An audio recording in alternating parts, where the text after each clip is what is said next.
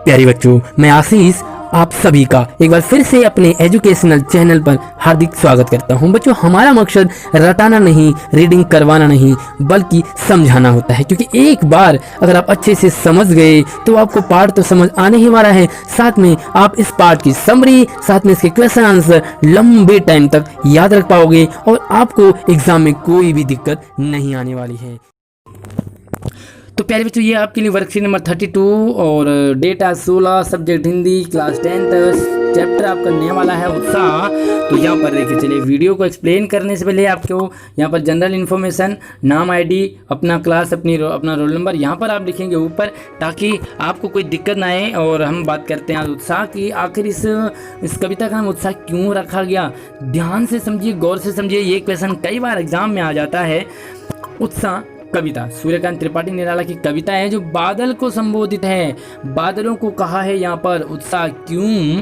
क्योंकि बादल निराला का प्रिय विषय है, बादल अच्छा लगता है उन्हें। और दूसरी चीज़ है कि कविता में बादल एक तरफ पीड़ित प्यासे जन की आकांक्षा को पूरा करते हैं। आकांक्षा यानी कि इच्छा। जब भी बादल होते हैं, देखो आजकल कितनी गर्मी हो रही है, उमस हो रही है, हमें लगता है कि कहीं से बादल आए, बहुत तेज़ बारिश कर जाएं। लग रहा होगा आपको भी, ज़रूर लग रहा होगा।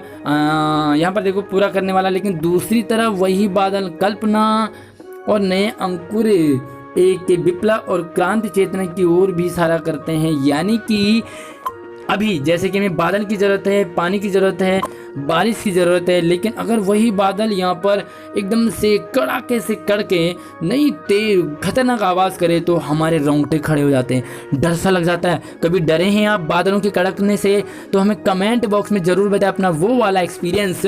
तो यहाँ पर उन्हीं कड़कने वाले बादलों की बात कर रहे हैं, इसलिए नाम रखा गया उत्साह।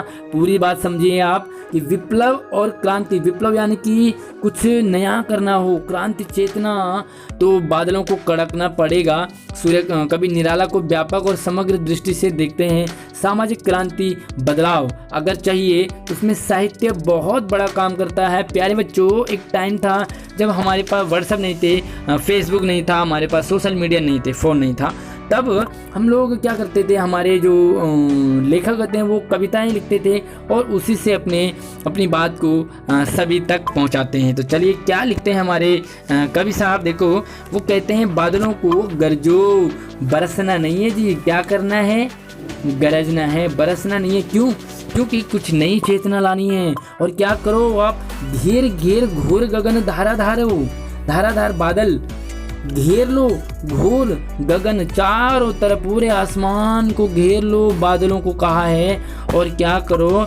ललित यानी कि सुंदर सुंदर आपके कैसे काले घुंघराले। भाई बादल आए हैं तो क्या लगता है आपको? लेखक को लगता है कि उनके काले घुंघराले बाल हैं वो कल्पना कैसे पाले हैं, यानी कि उनके जो काले बाल हैं वो बड़े खतरनाक से लग रहे हैं, बड़े सुंदर भी लग रहे हैं। विद्युत कवि उर्मे, कवि नवजीवन वाले।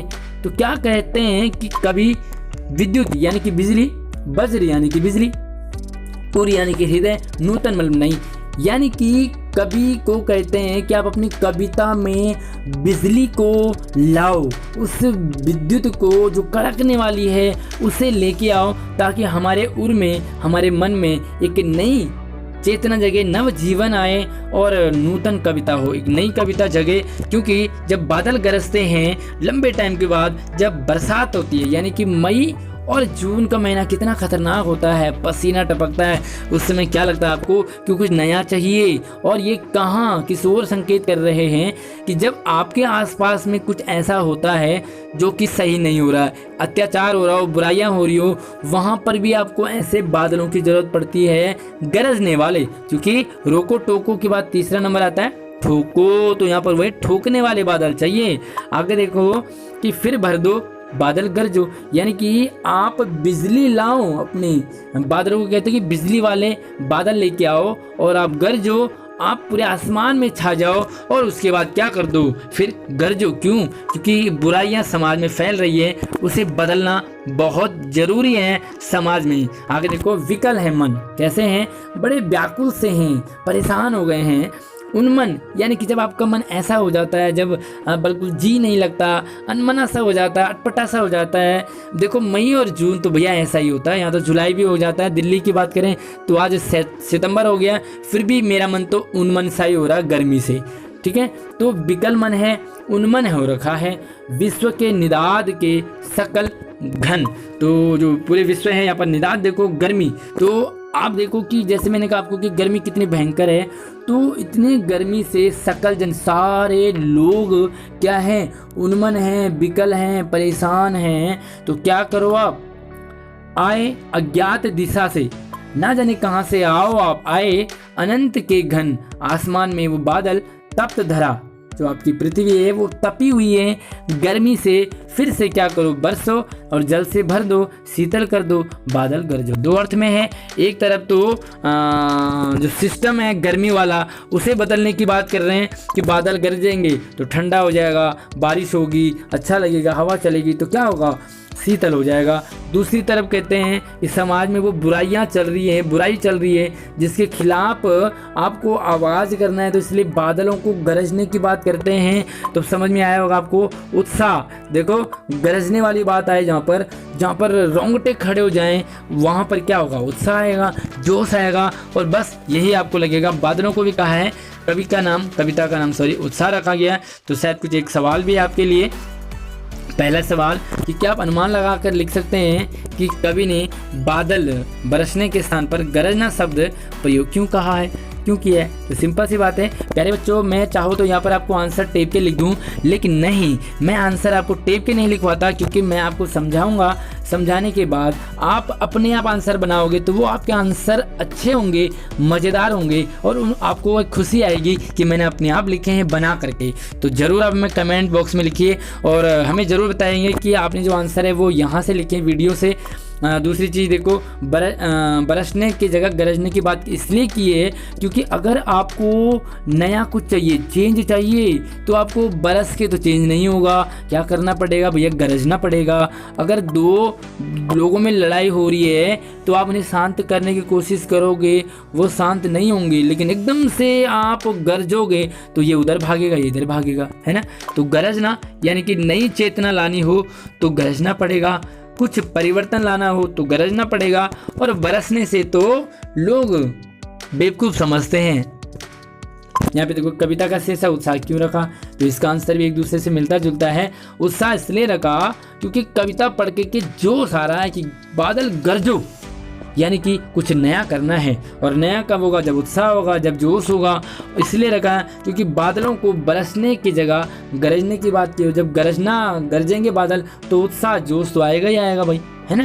तो सिंपल सी बात है, थोड़ा सा आपने एक दो लाइन अपने जोड़ने हैं। तीसरा सवाल देखो, शब्दों का ऐसा प्रयोग जिससे कविता में खास भाव, दृश्य, ध्वन्यात्मक प्रभाव पैदा हो। यानी कि अगर मैं कहूँ गरजो तो एक करंट सा हमारे बॉडी के अंदर दौड़ता है, उसे कहते हैं नाद सौंदर्य। यानी कि जब कुछ ऐसी कविता होती है, अपने मंदिर का घंटा बजाया होगा, तो घंटे को जब आप तेज से बजाते हैं तो उसके बाद जो रिफ्लेक्ट जो आवाज़ आती है उसे कहते हैं ध्वन्यात्मक। तो वहीं पर जैसे मैंने कहा गरजो तो एकदम से आवाज़ आती, एकदम से करंट सा दौड़ता है, सेम वही बात यहाँ पर देखो, गरज गरज, बरस बरस आदि, तो ये ऐसे शब्द हैं जो ध्वन्यात्मक हैं, करंट दौड़ाते हैं। इस कविता में भी ऐसे बहुत सारे जो शब्द हैं वो आए हैं, तो आपने यहाँ पर छांट के लिखने हैं, तो कौन से हैं वो आप यहाँ पर लिखोगे। तो यहाँ पे देखो पहला ये धीर घीर घूर गगन धारा धारो, है ना, तो ये सीधी सी बात है, नाद सौंदर्य है। विश्व निदात के सकल जन, तप्त धरा जल से फिर। तो इस तरह से आप एक दो और छांटे इस पे देके तो आप इसमें आराम से इस सवाल का आंसर लिख सकते हैं। चौथा सवाल तो भैया देखो, अगर मैं आपको नकल करवा दूं और बताओ, आप ही बताओ कि ये सवाल क्या आपके दिल की बात मैं समझ सकता हूं। यहाँ पर लिखा कि अपने अनुभव क्या आधार पे लिखिए। तो अगर मैं यहाँ पर आपको लिख दूँ तो ये तो मेरा अनुभव हो गया ना, आपका अनुभव नहीं हुआ। तो यहाँ पर आप क्या लिखो कि बादल के आने और उनके बरसने पर प्रकृति में क्या क्या चेंजेस आते हैं, थोड़ा सा मैं समझा देता हूँ। बादल आएंगे तो अच्छा लगेगा, अच्छा लगता है। वो गरजेंगे, वो बरसेंगे तो पानी होगा, पूरी धरती ठंडी हो जाएगी, ठंडी हो जाएगी तो हमारा मन मचलने लग जाता है और मैं तो भैया छत में नहाने दौड़ जाता हूँ। आप क्या करते हैं बादल में आने से, ज़रूर हमें भी कमेंट में बताइए और यहाँ पर आंसर भी आप लिखेंगे। मिलते हैं नई वर्कशीट में, वीडियो को लाइक कर दीजिए, चैनल को सब्सक्राइब जरूर कीजिए।